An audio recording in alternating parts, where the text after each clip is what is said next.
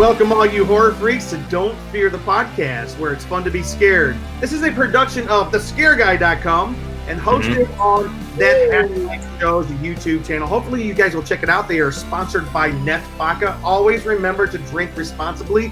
I'm your co-host, Jim Fry, together with a scary bunch of misfits this week. Who do we have first? I'm pointing to you, Cheeseman. Not so scary. Cheese on couch here. Down in the corner, the Samblings. Yeah, we're not that scary either, are we? No. We're not scary. We're nice. I'm Derek. I'm Danae. Yeah, we're siblings. Brother and sister, the Samblings. All right. Good old Uncle Ben. Who we got over there? Hey everybody, it's old buddy Ben, or as Jim likes to call me, Uncle Ben. Whatever you are. And I'm terrible. Oh, well, we scared Ben. We did it. Yay! All right. What? Huh? Were you done, Ben? I'm sorry. Yeah. Yo, shot. Whatever. Huh? What? What? On tonight's Barracuda. show, we will be going over a bit of horror news. Not a lot of horror news, because we are just entering into the Halloween season here of October. But then we're jumping into our favorite Halloween specials of all time, those annual broadcasts that keep us nostalgic for the way things once were back in those simpler times called the 70s and 80s, because that seems to be when all of these Halloween specials came out, except for a couple of them have come out recently. Also, the main part of our show tonight is a very special interview that we did with the writer-director and the actress from a brand new psychological horror film called The Swerve.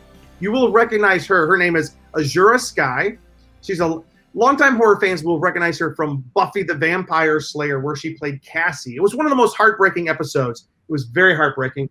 She was also in American Horror Story, 28 Days, and a lot of other shows recently. Hey, I just want to encourage everybody to tune in here to That Hashtag Show. They have a lot of horror content coming up right now throughout the month of October. We're trying to get 2 to 3 articles or videos per day here. We want to be your home for Halloween. So keep on, if you can, tune into the show here. Subscribe to the show. Subscribe to That Hashtag Show. There's a lot of horror content coming your way. We know that they are big fans of horror. So, like one of our buddies over at That Hashtag Show, Junior, has a great big tattoo on his leg of Michael Myers in the night. So that's really cool. So we're really excited about what's happening in October. Please subscribe and be tuning in here to That Hashtag Show. Hey guys, we're going to talk tonight about our favorite Halloween specials that come on every year. But before we do, it's a little bit of Halloween news coming up. So let's go ahead and jump into that, see what you guys think about this. Derek, you mentioned something earlier. In 2018, horror maestro Mike Flanagan obliterated all of our brains and guts with The Haunting of Hill House. How many of you guys watched that? Yes! I did. Love that one. It was unnerving. It was unnerving. Incredibly well done. So well done. Especially if you struggle with sleep paralysis, which I've had in the past. Yeah. Like I told Lara, like if you watch it, don't watch this episode. And she hasn't watched it anyway. So Which episode are you talking about? When they came walking and looked underneath the bed? No. Like there's the episode where the girl is actually dealing with sleep paralysis and like she's frozen in bed and stuff is happening around her, and it's very disturbing and be very uncomfortable for somebody who deals with that, which my wife has, and she talks about it and it freaks her out. Yeah, if you guys have not yet seen The Haunting of Hill House on Netflix, it's one of the most affecting, most terrifying, but just deeply engaging series, I think, on Netflix. It was Ben, what did you think about it? Oh, we loved it. We watched it. Was it last year or 2 years ago when it came out? I think it's 2. 2 years ago, yeah. It was so creepy, and like the bowler hat man, I think is probably my favorite ghost in the show, just because it kind of encompassed so many creepy aspects. Just that visual of the bowler hat man. If you've seen it, you know what I'm talking about. If you haven't seen it, I don't want to spoil anything for you. But I think my favorite. Oh, sorry. Go ahead. Yeah, it's just super creepy. Yeah, I absolutely love the fact that there's just like a hidden ghost in every episode, and some of them more than one. Oh, yeah. You have to really be looking for And then sometimes they're just very obvious, just right behind the person that's talking. It's just, it's so well and done. it doesn't even, like, nothing happens with that ghost in the episode. They're just there in the background, and you might notice it, you might not, but more often you're just like, wait, was that, what? And then you run it back, and there's somebody, like, under the piano. Yeah. And it's amazing. Yeah. That's pretty cool. Did you know that when they first were filming this, they were going to film, each episode was going to begin with the backstory of that ghost. And then you see that ghost just kind of in the background of the series. They weren't able to do that for budget and time restraints, but it's very awesome that every episode, if you go back and look, like you just said, there's a ghost hiding in the background. Kind of like the old show. Did you guys ever watch Fringe? Yes. On Fringe, the Watchers were in the background for many seasons. Or were they the Observer? What were they called? Oh, I can't remember. Was it Watchers or Observers or the Watchers or Observers? They were in the background for many seasons before we ever were alerted to their presence. Bald guys? Oh, I can't remember. But anyways, we're talking about The Haunting of Hill House because it's a Netflix limited series based on Shirley Jackson's novel of the same name. However, there is a sequel coming, and it's coming out very soon, within this next month. The show was terrifying, emotional, completely wrapped up in the saga of the Crane family. How do you top that? You go back to it's an anthology series now because we're coming to a new house. The Haunting of Bly Manor. It's a new season of the horror show from Flanagan. It's based on Henry James' The Turn of the Screw. Are you guys familiar with Turn of the Screw? Derek, are you familiar with that? Turning of the Screw? Or is it Turn of the Screw? Turning. The Turn of the Screw. Oh, I think it's Turn. Yeah. There's no ing? Oh, I thought it was Turning for some reason. Maybe you're thinking of Taming of the Shrew. Maybe that's what I'm thinking of. Musical Kiss Me Kate? I'm familiar with the story, but I don't let myself watch it because I babysit a lot. Oh. Yeah, the first trailer dropped this past week. It's very spooky, and as might be expected, it's all is not as it seems. It looks like another deep psychological thing. The thing I loved about the original Haunting of Hill House, it dealt with so many family issues, emotional issues, past issues, and the demons of your past showed up and kind of like terrorized you in your presence. And it looks like we're going to do that again. I'm really looking forward to this one. This one should be coming out very soon. So every year around this time, we start seeing some very cool things that appear on television. Yeah. I hate to admit, but I am of a generation a little tiny bit older than you guys. I remember the 70s. And because of that, some of my very favorite Halloween memories have to do with sitting in front of the television and watching some very cool Halloween episodes. But I'm going to pitch to you guys first before I go. What are some of the annual, perennial Halloween TV shows or specials or things that happen every year that you guys are excited to see? Well, who watches TV still? Not just right. There's a thing called television. Yeah. I mean, we watch most of our shows. What are you talking about? But I stream on. No, for me, I know the big one for me has always been the one that Jim is going to talk about tonight, so I won't spoil that for him. But a couple others. When I was growing up, and when my wife was growing up, and we didn't meet until we were adults, but we did like a lot of the late 90s Disney Channel made for TV movie specials. Apart from, I always love watching the one where they're like, we're decorating Disneyland for Halloween, which is really fun. And then the other one they do for Christmas, which is a lot of fun too. But when some of the classics are like Halloween Town, a late 90s made for Disney Channel movie, and Under Wraps is one that we watch every year.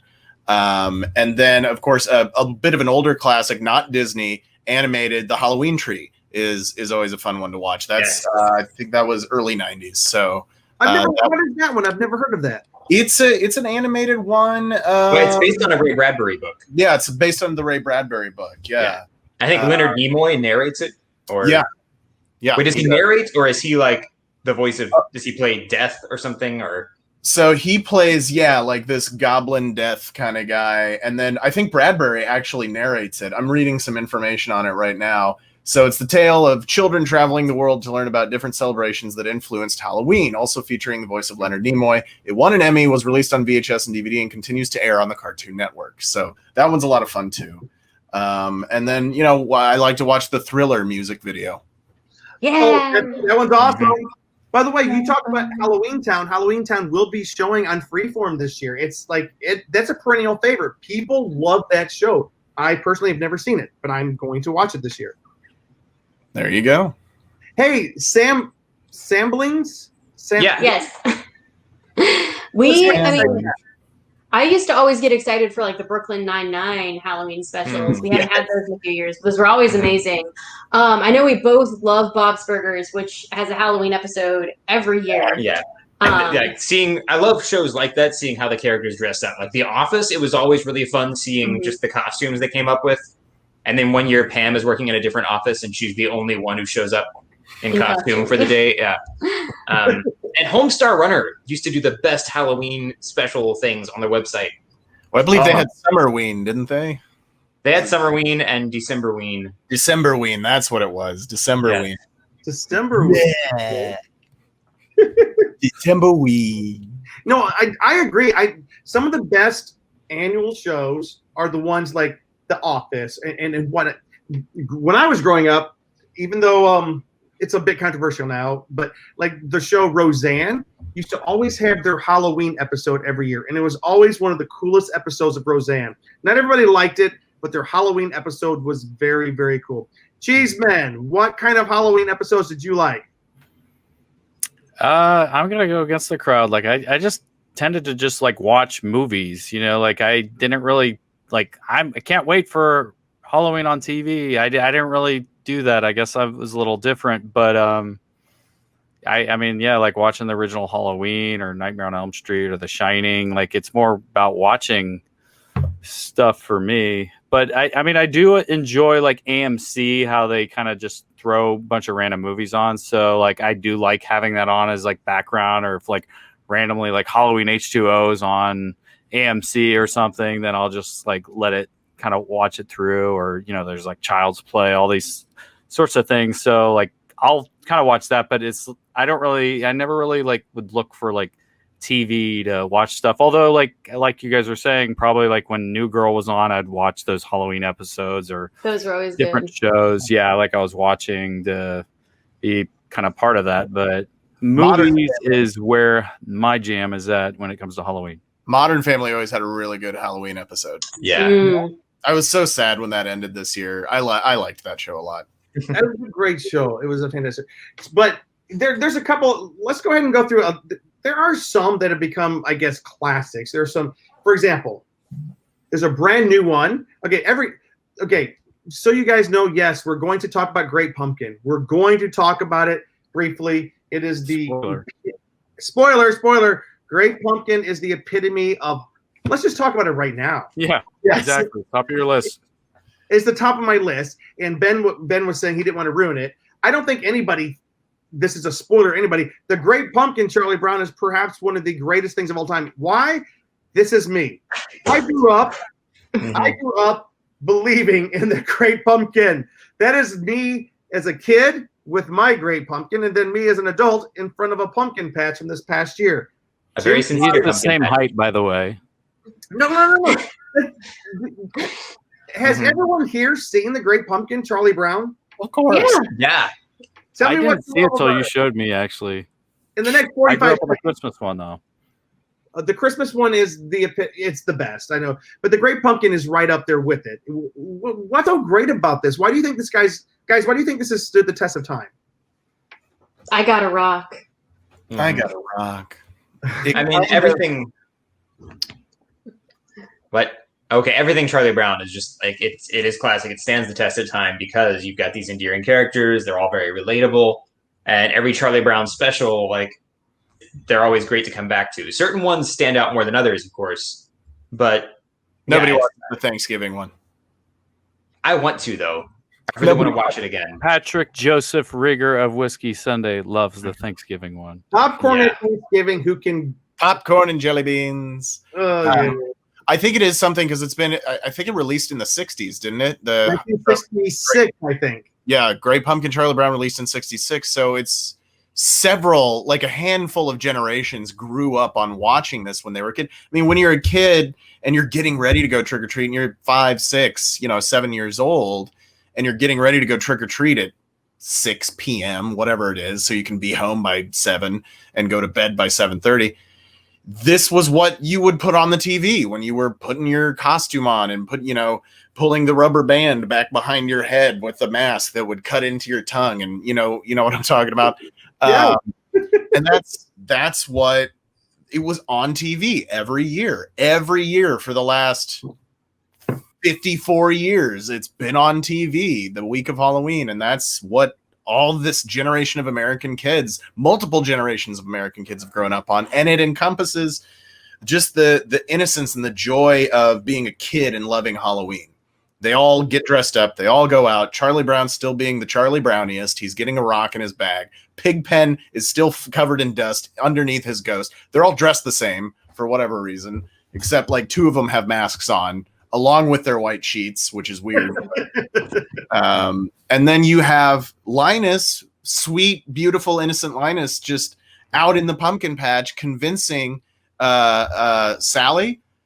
Yep. Sally to come out and sit with him out there, and then he sees Snoopy, and Snoopy's got this whole weird side storyline of being the World War I flying ace. Oh yeah, like it was epic when you were 6 years old. It was epic, and it came to, I think, for many generations of kids, it came to represent what Halloween is, and that's why I think people love it.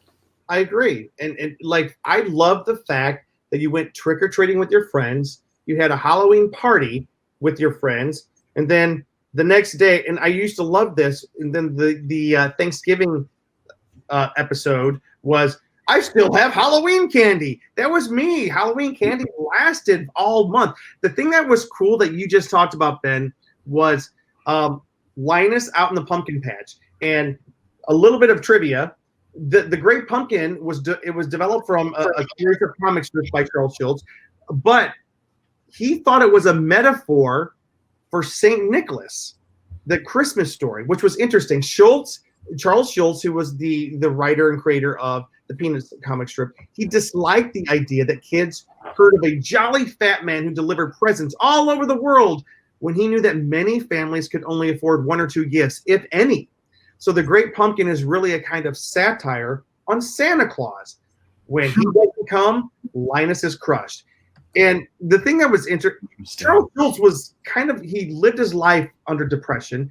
Charlie Brown was a depressed kid his whole life, but I loved, he believed in the underdog, and Charles Schulz, the most gentle soul, he just hated the fact that Christmas had become this big thing where everybody got a lot of gifts. So the Great Pumpkin, nobody gets gifts. And it was just, I guess, to show, hey, look, sometimes you don't get gifts, and sometimes you got to live with it. I think that's great. A few more points of trivia. Poor Charlie Brown, he kept receiving rocks in his trick-or-treat bag for years after that. The studio kept receiving candy. Kids kept on sending candy to give to Charlie Brown. Oh. Wasn't that great?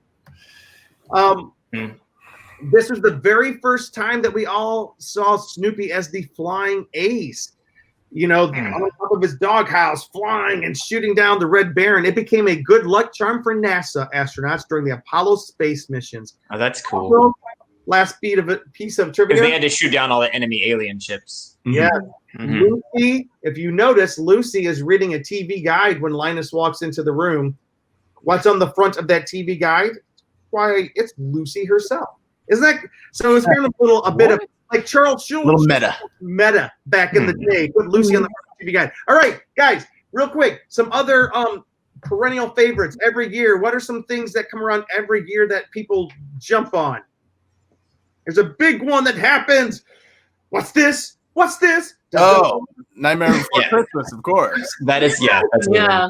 Tim Burton's Nightmare Before Christmas. I think it's from the early 90s. It comes around every year. Out here in Hollywood, we see it every year. They do the big screen. They do that's a great one. Do you guys ever remember a Halloween story called Halloween is Grinch Night? No. It kind of died. Familiar. Because, the very famous Grinch That Stole Christmas was a big hit. Yeah. So they decided to come out with Dr. Seuss's Halloween is Grinch Night. Many people consider it a much better production than The Grinch That Stole Christmas. I don't know how that's possible. It doesn't make sense. But it was very abstract, very weird, and very creepy. All right. What about Hocus Pocus. Oh yeah, obviously that's a huge one for me. I love that one.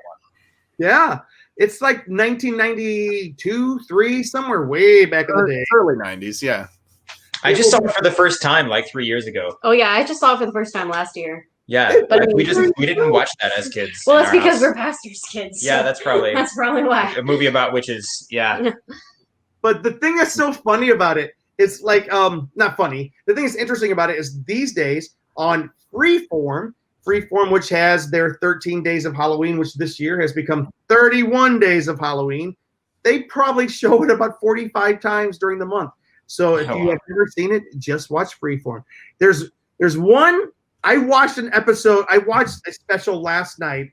Our friend Jeff Hopkins, who comes on the show sometimes as Retro Batman, he suggested this one to me.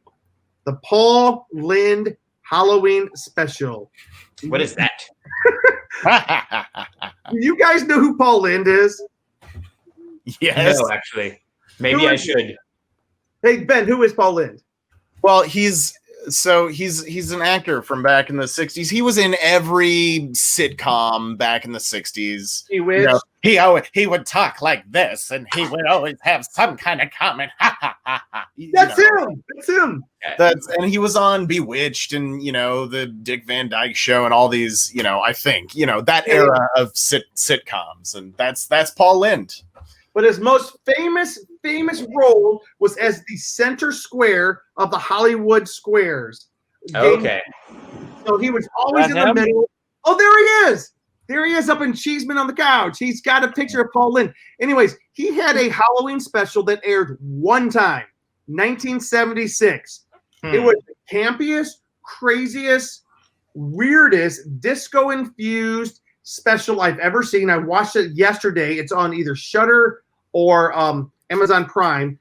His special guests were Margaret. I forgot her last name. She was the Wicked Witch from The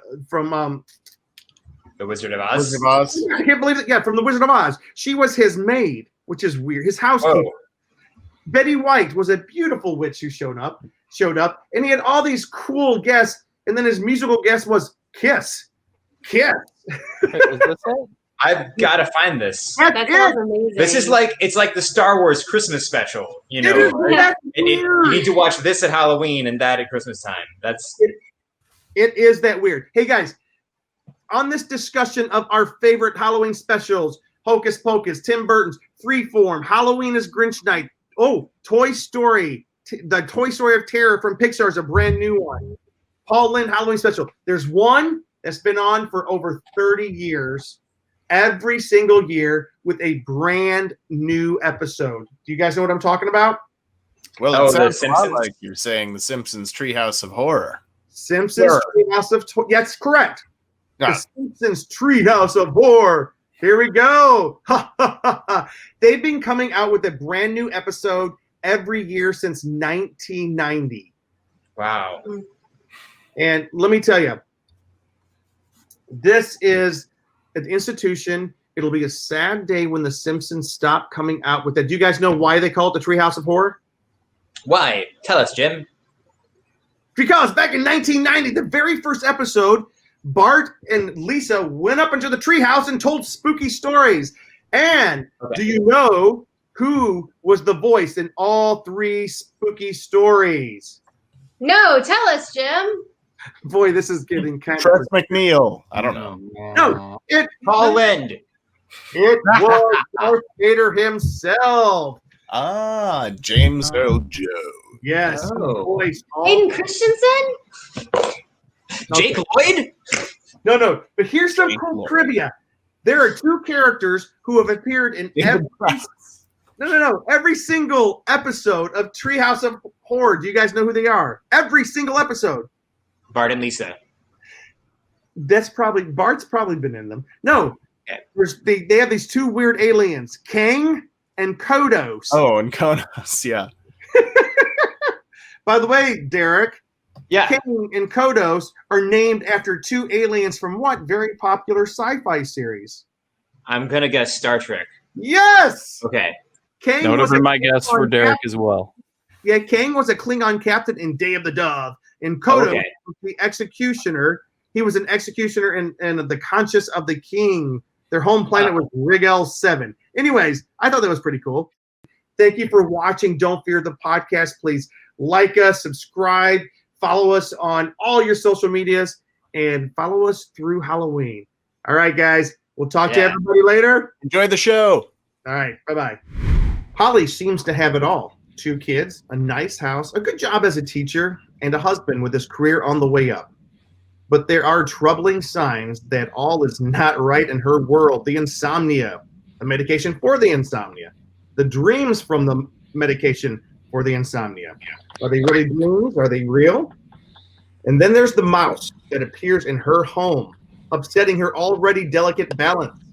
It sends her spiraling out of control. Writer-director Dean Kapsalis' feature debut, The Swerve, explores a week in the life of a woman on the verge in this haunting meditation on mental illness. Welcome to Don't Fear the Podcast, where it's fun to be scared. My name is Jim Fry, your resident horror host. Joining me on this terror train, or joining me this week on the terror train, is Cheeseman on the couch. Hi, Luke. How you doing? Doing great. Excited to talk. I am too. Our special guest today, our writer-director of The Swerve, Dean Kapsalis. Am I saying your last name correct? I'm sorry. Yeah, you got it that time, Kapsalis. All right, Kapsalis. Yeah, there you go. Welcome. We are so glad to have you. And plus, we are very honored to have the amazing star of the film, Azura Skye. Can we start all over? I want to make sure I got it correct. It's Azura. I appreciate it. It's Azura. Azura. Yes. And Dean Kapsalis. I don't want to ask how to say it during the podcast. No, it's great. All right, one more time. And restart. 5, 4, 3. Holly seems to have it all. 2 kids, a nice house, a good job as a teacher, and a husband with his career on the way up. But there are troubling signs that all is not right in her world. The insomnia, the medication for the insomnia, the dreams from the medication for the insomnia. If they're dreams, we really have questions about that. And then there's the mouse that appears in her home and kind of upsets everything. It sends her spiraling out of control. Writer-director Dean Kapsalis' feature debut, The Swerve, explores a week in the life of a woman on the verge in this haunting and truly quite horrifying meditation on mental illness. Welcome to Don't Fear the Podcast, where it's fun to be scared. My name is Jim Fry, your resident horror host. Joining me on the terror train this week is Cheeseman on the couch. How you doing, Cheeseman? Doing good. Ready to talk about the film. Oh, yeah. Of course, our special guest today, our writer-director of The Swerve, Dean Kapsalis. Welcome to the podcast, Dean. Thank you. Glad to be here. And we are very honored also to have the amazing star of the film, Azura Skye, as Holly. So glad to have you on. I've been a fan of yours for so many years. This is great to speak with you today. Oh, thanks. So thank you so much for having us. So, Dean, we're going to go ahead, and I'm going to go ahead and read out a couple of reviews that have come out so far from Film Pro. Okay. I cannot recommend The Swerve enough. The ending is one of the best I have ever encountered in any film. 10 out of 10 from Film Threat. Cinepunk says, the consummate psychological horror film, something magnetic about Skye's performance, Kapsalis' direction, and Pittman's cinematography that makes it impossible to stop watching. One more. The sensational debut feature from writer-director Dean Kapsalis. Skye's bravura performance is absolutely riveting. I've got to ask, these are great reviews, Dean. How are you feeling now that your film is available for everybody to see? It's great. I mean, it's a little surreal, to have something that's taken a long time to, birth, come out. But it's great. I'm thrilled that the response has been so warm, and yeah, it's pretty amazing. Yeah, and I got to say, Azura, welcome. I was a fan of yours way back in your Buffy days, and that heartbreaking episode on Buffy the Vampire Slayer. Oh my gosh, I know. And then in 28 Days, Red Dragon, American Horror Story. You seem to really gravitate towards these extremely emotionally draining and challenging roles. I just got to ask, are you just a glutton for punishment or what? No, I just take what they give me for the most part. I'm just an actor for hire who yeah, takes the parts I get. Those are the ones I get. Well, you really owned this one though. This one was like, wow. Can we ask you? And I know you probably have this asked all the time, but we really want to know. This one's a challenging one. What drew you to this part? Well, just that, the challenge of it. When I read the script, I immediately recognized it as the opportunity of a lifetime. And I say that completely seriously. I've been working in this business for 25 years, and I've had some really fantastic roles, but I had never had anything close to this good. And I don't know that I'll ever have a role this good again.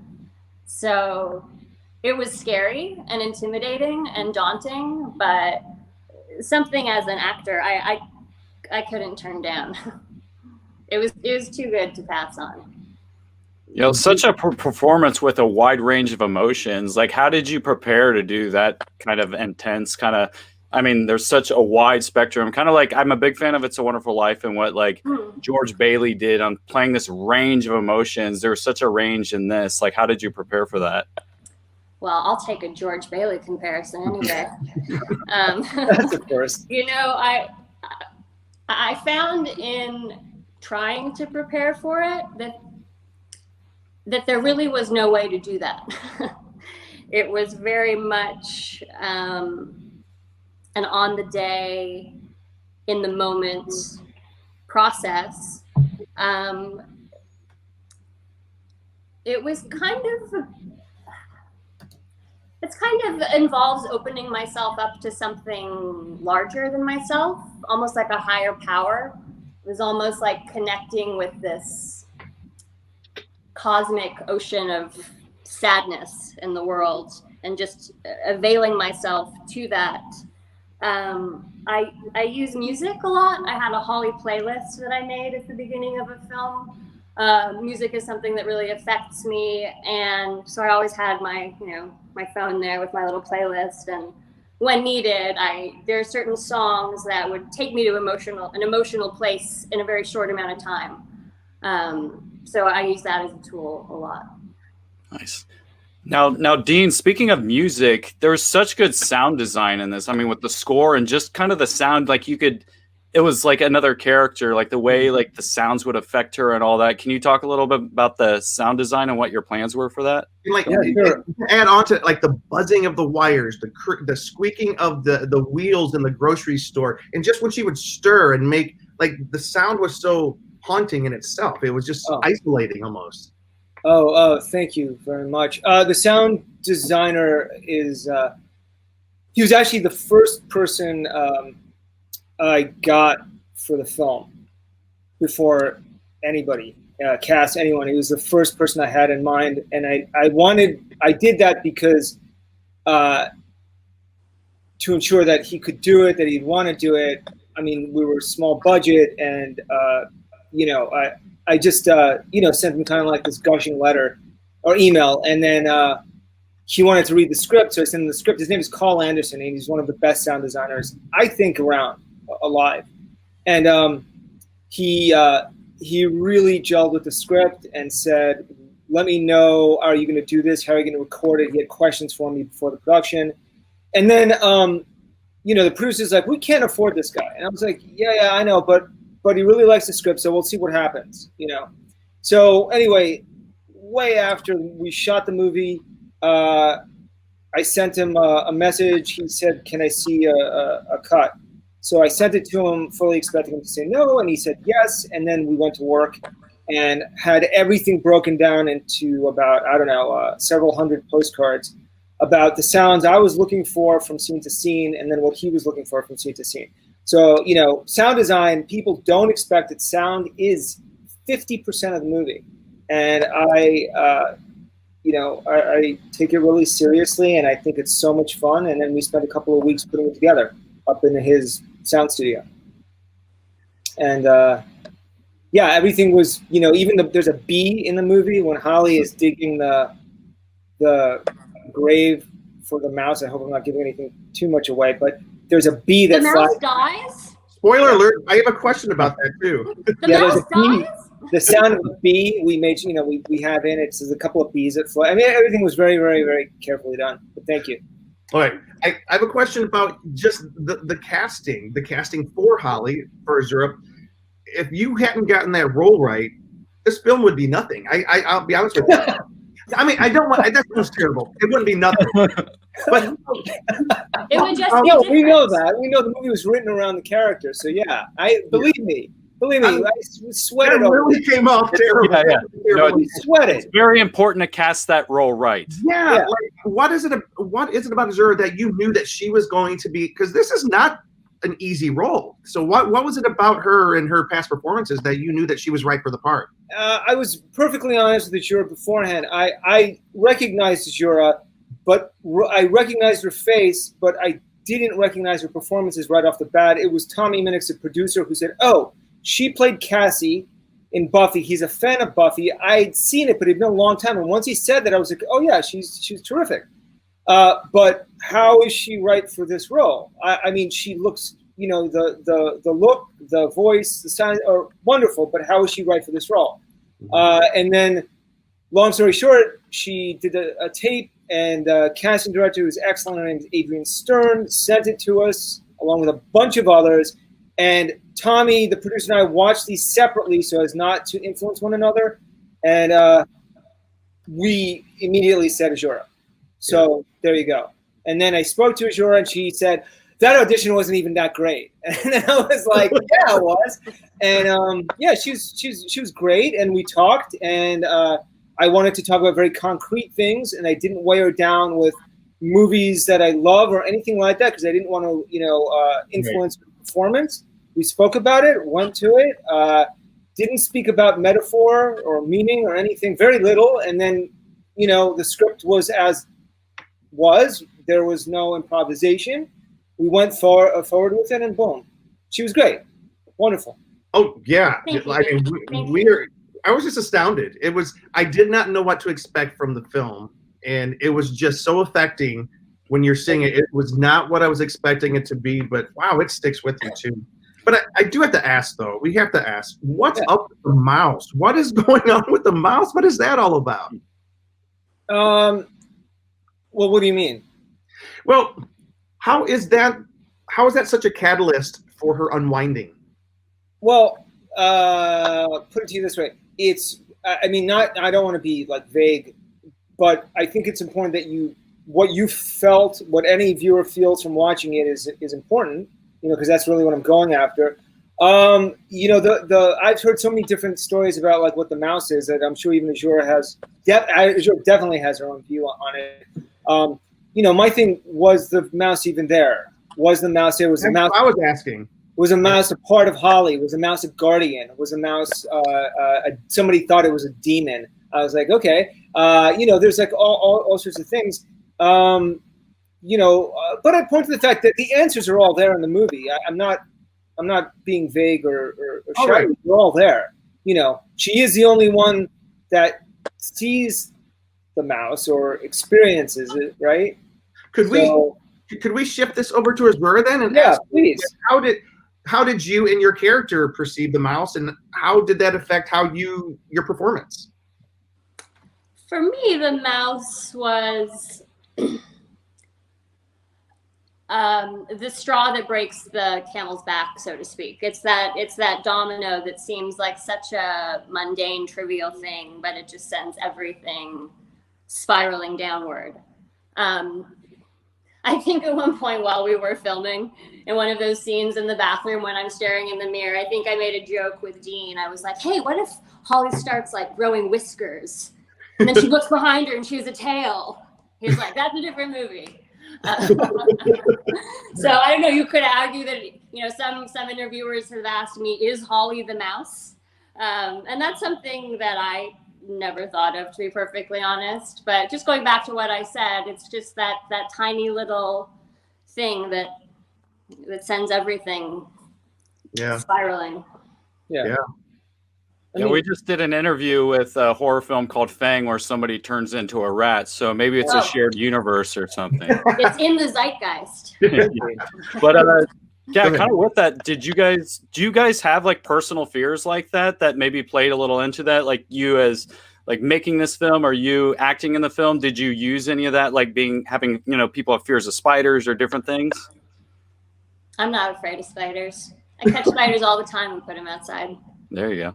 I'm not afraid of like creepy crawly things or like bugs or mice or anything. When I set a mouse trap, which I hate doing because it breaks my heart, and then I have to like deal with the dead mouse after, that's unpleasant. Yeah. But I handle it. I do have to ask though, because on this show here we feature a lot of scary stuff, and I'm not going to say this film was not scary. This film has some horrifying moments to it. I mean, I don't want to ruin any of those, especially that third act. Some super crazy horrifying moments. But can I ask? Is it correct to call this a psychological horror film? I don't know if that's the correct way to describe this film. Well, I mean, yeah, I mean, I see it as, you call it whatever you want. I mean, it is definitely cross genre. I mean, it's I saw it as a psychological horror film. Okay. The producer of it saw it as a dark drama. Call it a psychological drama. I mean, there are definitely references to Repulsion and other films in there. I mean, I don't know if you guys, it was pointed out, I mean, I almost hit the floor. There's a review on RogerEbert.com where just came out yesterday or something, and the reviewer Sheila O'Malley, she points out that the final shot of our film is she called it a really beautiful reference to the final shot of Repulsion, and she is correct. She absolutely nailed it. It's not like Repulsion, but the movie is, definitely in the realm of cinema, of sort of these heroines who have are haunted or psychologically troubled, dealing with some form of mental illness. It's absolutely a psychological horror film. It's not a traditional escapist horror film, no. Right. But to me, dealing with the mind is way more frightening than blood or monsters or something. Not that I don't like those, it's just not frightening to me. And Dean, we are kind of running out. We're kind of hitting up to the end of our time with you. But one of the comparisons that I was thinking of, and sometimes I don't like it when this film is like this film. Yeah. But I do have to say this film did make me think a little bit of Hereditary in some ways, the psychological horror of Hereditary and the performance of Azura and Toni Collette. Yeah. Who deserved an Oscar for her role. That was amazing. I mean, Azura's performance is right up there. I think so too. Absolutely. No question. But the movie, that's just a coincidence. I think we had already shot the film when Coincidence, played, or were about to shoot something like that. We were right after the script had, we've been working on this for a long time. So it was a total coincidence. People have brought up the intensity of Hereditary with the Swerve, which I take as a big compliment, because it's a compliment for sure. Yeah, and Azura's great. She's absolutely fantastic. So we have run out of time, but I just have to ask you. I mean, well, first of all, please tell the audiences where they can see this film right now. This incredible film. You can see it now it's available on every major platform, including iTunes, Amazon, Google Play, Vudu, Redbox, SVOD, so on and so forth. Pretty much everywhere. Well done, Dean. Thank you. That's all right. Hey, Luke, did you have anything more? DirecTV, Spectrum, goes on and on and on. It's everywhere. Luke, I have one question that I'm going to ask to end, but do you have one before I do that? Yeah, sure. I just want to know kind of like the origins of coming up with the idea and kind of like writing it. Yeah. Just tell me about that process. Initial, it started from a drawing I did of the character of Holly in Midnight in a Supermarket. It was like a little thumbnail sketch, and it all grew out of the character. I have a great love for Greek tragedy, Shakespeare, Gothic novels. I thought of the story as a haunted house of the mind. If you look at the film again, it's like, it's kind of set that way. That's where all the details all stem from Holly, and that's why. And then also, if you think back about those stories and those books, emotionally, I think that those stories still resonate today. I think as a human race, we haven't changed that much. And I also think that women are not treated equally with men, and mental illness is still a great big stigma. We still, we are still heavily under a patriarchal rule, no matter what strides have been made with, women entering. Right. So for this last question, I'll throw this over to Azura. This is such a haunting vision of mental illness if it is, the question, which I think, like, are these things happening? Does she have reason to feel the way she feels, to do what she does, or is it more mental? Like, I would just love to know, Azura, for people watching this, what would you like them to walk away from this film with? I mean, is there anything particular that meant a lot to you for making this film that you would love for audiences to walk away with? Yeah, a big part of this film for me was silent pain, silent suffering. I hope that people will be a little kinder to one another and remember that you really never know what's going on with someone.